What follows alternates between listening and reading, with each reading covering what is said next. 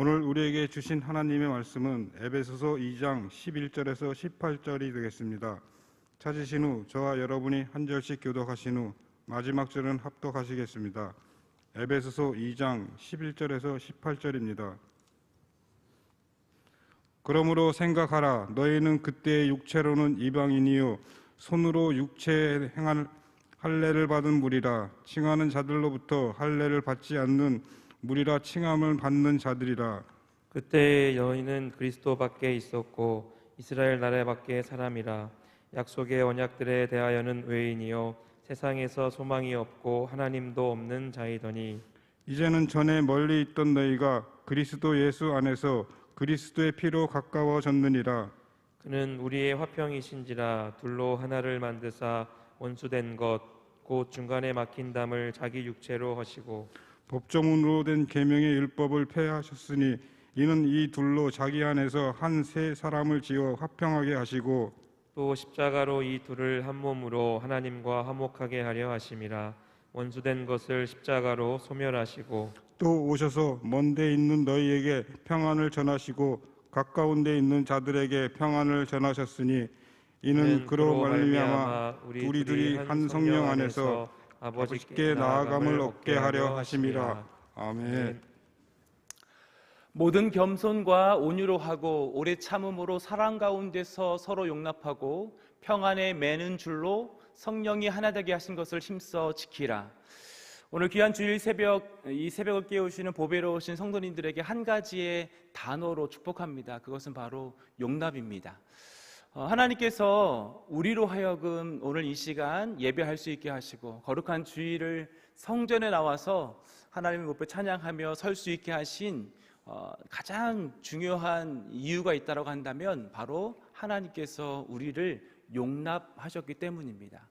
하나님이 우리를 용납하시지 않으셨다면 우리는 하나님을 알 수도 없고, 하나님이 우리를 용납하지 않으셨다고 한다면 우리는 구원받은 존재로 살아갈 수 없습니다.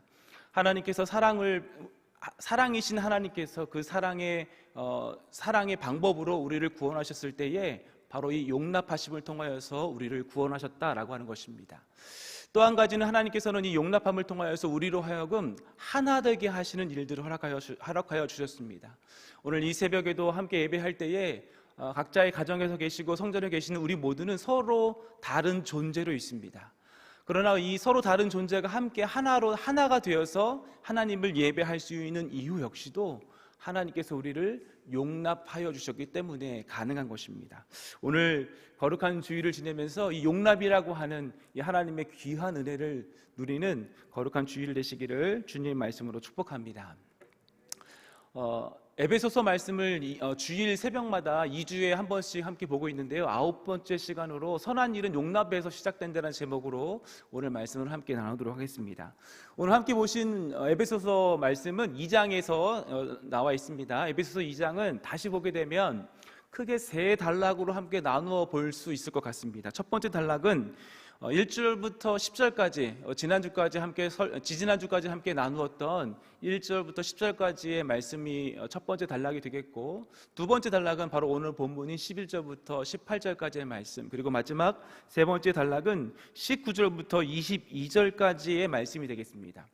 근데 두 번째 단락과 세 번째 단락의 말씀을 구분하여는 한 가지 중요한 단어가 있네요. 그것은 바로 그러므로라는 단어로 오늘 2장의 말씀이 나누어지는 것을 볼 수가 있습니다.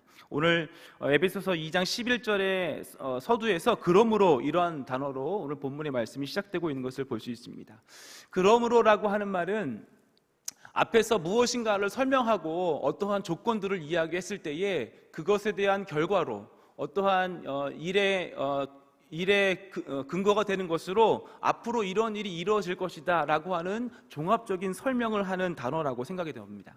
그런 의미 생각해보면 앞에서 어떠한 것들을 설명하였었냐면 크게 두 가지인데요. 첫 번째는 우리가 무엇으로 구원받았는가 하는 문제를 앞에 1절부터 10절까지의 말씀을 통해서 설명을 해주고 있습니다. 그것은 다른 것이 아니라 우리가 은혜로 구원받았다라고 오늘 말씀은 설명을 하고 있습니다. 8절부터 9절까지의 말씀을 한번 읽어보겠습니다. 너희는 그 은혜에 의하여 믿음으로 말미암아 구원을 받았으니 이것은 너희에게서 난 것이 아니요 하나님의 선물이라. 행위에서 난 것이 아니니 이는 누구든지 자랑하지 못하게 함이라. 우리를 구원하신 하나님의 놀라우신 방법은 다른 것이 아니라 은혜로 우리가 구원받았다라고 하는 것을 계속해서 성경 그리고 에베소서 2장 1절부터 10절까지의 말씀은 설명을 해주고 있습니다. 또 한 가지의 일은 마지막 10절에 나와 있는 우리가 구원받은 이후에 무엇을 위해서 살 것인가, 어떠한 모습을 가지고 살 것인가, 지난주에 나눴던 선한 일을 위해서 살아야 한다라는 것을 말씀을 해주고 있습니다. 우리는 그가 만드신 바라 그리스도 예수 안에서 선한 일을 위하여 지으심을 받은 자니 이 일은 하나님이 전에 예비하사 우리로 그 가운데서 행하게 하려 하심이니라. 하나님께서 창세전부터 우리를 구원하시고자 하는 놀라운 계획을 은혜를 통하여서 우리를 구원해 주셨는데 그 일을 행하신 이유는 바로 우리로 하여금 선한 일을 행하며 선한 일을 나타내기 위해서 우리를 구원하셨다라고 하는 것입니다. 결론적으로 말하면 은혜로 구원받은 우리가 선한 일을 위해서 사는 것이 하나님의 계획이고 하나님의 목적이다라고 하는 것입니다. 그렇다고 한다면 선한 일은 무엇인가 우리는 오늘 이 새벽에 함께 살펴보려고 합니다. 선한 일은 단순히 착한 일, 좋은 일, 이러한 일보다는 오늘 본문에서 말씀하고 있는 선한 일은 그보다도 좀 더 깊은 의미를 담고 있습니다. 오늘 본문을 자세히 다시 보게 되면 두 가지 시간이 존재하는 것을 알 수가 있습니다. 첫 번째는 그때입니다. 과거를 상징하고 있는 그때의 상황들을 먼저 설명하면서 이제라고 하는 단어를 통해서 오늘 현재 구원받은 우리의 모습을 다시 설명하고 있습니다. 11절과 12절에서는 우리의 과거 모습을 설명하고 있고 13절에서는 이제 우리가 구원받은 현재의 모습이 어떠한 것인지 그 선한 일이 무엇인지를 함께 설명하고 있다는 것입니다. 다시 설명하면 하나님께서 우리를 은혜로 구원해 주심을 통하여서 선한 일을 하길 원하시는데 과거의 모습에서 현재의 모습 안에서 어떻게 선한 모습을 나타낼 것인가 라고 하는 것을 오늘 본문이 이야기하고 있다는 것입니다. 서양 역사는 우리가 지금 사용하고 있는 역사는 예수님을 중심으로 역사가 나뉜다는 것을 잘 알고 있습니다. BC와 AD로 나눠지는데요, 예수님이 오시기 전을 상징하는 비포 크라이스트와 예수님이 오신 그때를 상징하는 아노 도미니, 이 두 가지의 단어로 역사는 구분되어지고 있습니다. 시간의 구분이 그렇게 구분되어지는데 이러한 시간의 구분뿐만 아니라 서양 철학이나 서양 역사를 공부해보면 서양 역사 안에 흐르는 두 가지의 감정이 있습니다. 그것은 첫 번째는 유대인들이 이방인들을 향한 미움의 감정과 반대로 이방인 그리스도인들이 유대인들을 향한 감정이 서양의 역사 안에서 흐르고 있습니다. 예수님을 중심으로 BC와 AD가 구분되듯이 서양 역사 안에서는 유대인이 이방인을 미워하는 그러한 감정들과 반대로 이방인이 유대인을 미워하는 감정이 서양 역사 안에 크게 흘러가고 있습니다. 제가 지금 미워한다는 단어는 사실은 좋게 표현한 것이고 좀 더 정확하게 표현하면 증오와 또 멸시가 그 감정 안에 함께 포함되어져 있었습니다. 사진을 한 장 보도록 하겠습니다. 지금 보시는 그림은요, 예수님 당시에 헤롯 성전을 이야기를 하고 있습니다.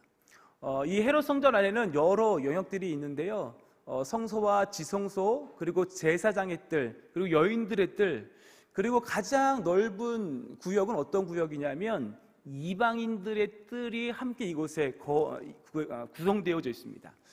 이 그림을 실제 모형도로 보면 이러한 그림입니다.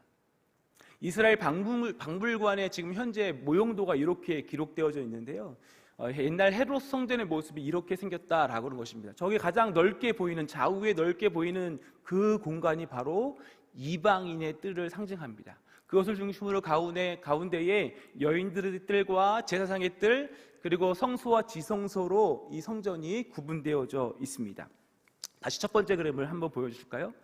그런데 이러한 성전의 모습이 성전 안에서도 유대인들이 얼마나 이방인들을 멸시하고 증오했는지를 알 수가 있습니다. 저 넓은 공간 안에서 사실 모든 공간들은 서로 이동하고 서로 통해져 있습니다.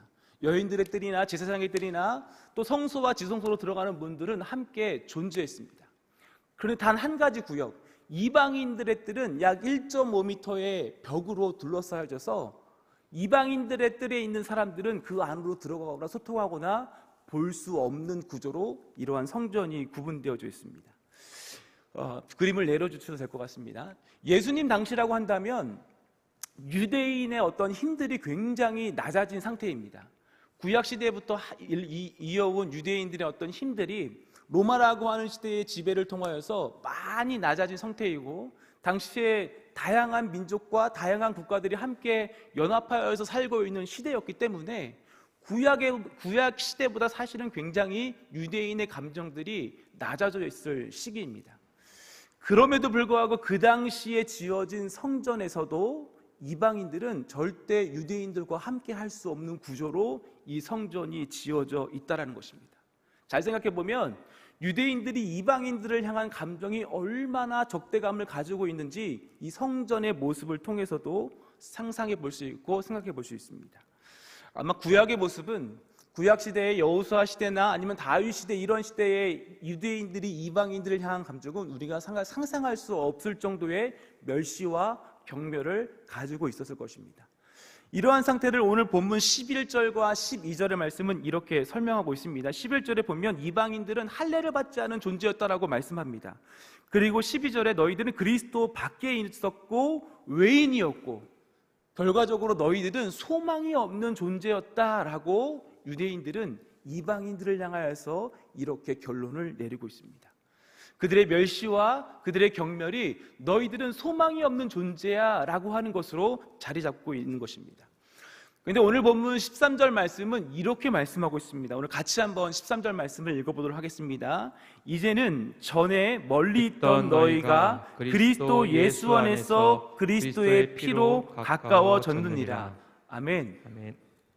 오늘 시작한 말씀으로 다시 이 말씀을 재해석해 보면 쉽게 말해 이방인들은 이제 용납받았다라고 오늘 본문은 이야기하고 있는 것입니다. 예수 그리스도의 놀라운 구원의 이 역사를 통하여서 절대 하나 될 수 없고 절대 연합할 수 없고 절대 용납받을 수 없는 이방인들이 그리스도 예수의 피로 가까워졌다. 그리스도 예수의 피로 이제 용납받았다라고 오늘 성경 말씀은 이야기하고 있는 것입니다. 그런데 이러한 역사가 중세나 근대를 지나오면서 또 정반대의 감정으로 이 적대감이 흘러가는 것을 볼 수가 있습니다. 서양 2000년의 역사 가운데 그 중심 가운데 있는 한 가지의 감정은 바로 유대인들을 멸시하는 감정이었습니다. 유대인들을 증오하고 나라 없는 유대인들을 끝까지 없애려고 하는 감정들이 계속해서 서양 역사 가운데 흘러갔습니다. 중세를 거쳐 근대에 우리가 잘 알고 있는 홀로코스트라고 하는 이 놀라운 이 잔인한 사건들 역시도 이 유대인들을 향한 적대감, 즉 예수 그리스도를 십자가에 못 박았다라고 하는 너희들이 잘못했어라고 하는 이 감정이 이제 구약의 시대를 넘어서 반대로 이방인 그리스도인들이 유대인들을 향하여서 서양의 역사 가운데 흘러갔습니다. 그래서 역사의 장면들을 잘 보게 되면 이러한 유대인들을 향한 미움의 마음들이 계속해서 드러나고 있는 것을 볼 수가 있습니다. 서로 용납하지 않은 역사가 구약에서는 유대인들이 이방인들을 향하여서, 그리고 예수님이 오신 이후에는 구원받은 그리스도인들이 유대인들을 향하여서 계속해서 반복되어지고 있었다라고 하는 것입니다.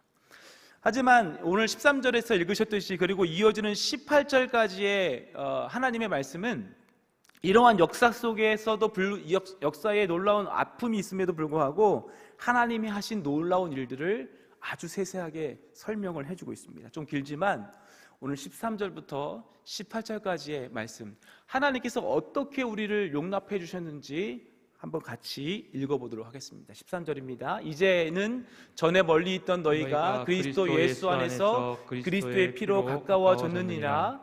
그는 우리의 화평이신지라. 둘로 하나를 만드사 원수된 것 곧 중간에 막힌 담을 자기 육체로 하시고 법정으로 된 계명의 율법을 폐하셨으니 이는 이 둘로 자기 안에서 한 새 사람을 지어 화평하게 하시고 또 십자가로 이 둘을 한 몸으로 하나님과 화목되게 하려 하심이라. 원수된 것을 십자가로 소멸하시고 또 오셔서 먼 데 있는 너희에게 평안을 전하시고 가까운 데 있는 자들에게 평안을 전하셨으니 이는 그로 말미암아 우리 둘이 한 성령 안에서 아버지께 나아감을 얻게 하려 하심이니라. 아멘. 13절부터 이어지는 18절까지의 말씀이 굉장히 길지만 이 말씀 안에서 흘러나오는 감정들이 있습니다. 그것은 하나, 화평, 함께, 연합이란 단어로 이 말씀을 요약할 수 있을 것 같습니다. 서로 가까워졌고 담이 허물어지고 한 세 사람이 창조되었고 원수된 것을 소멸하였고 결국 이 모든 것이 하나 되었다라고 오늘 말씀은 이야기하고 있는 것입니다. 사랑하는 성도 여러분, 믿음으로 구원받은 사람이 선한 일을 위하여서 살아가는데 그 선한 일의 가장 핵심은 무엇이냐 하면 바로 이러한 것처럼 우리가 살아가는 것입니다.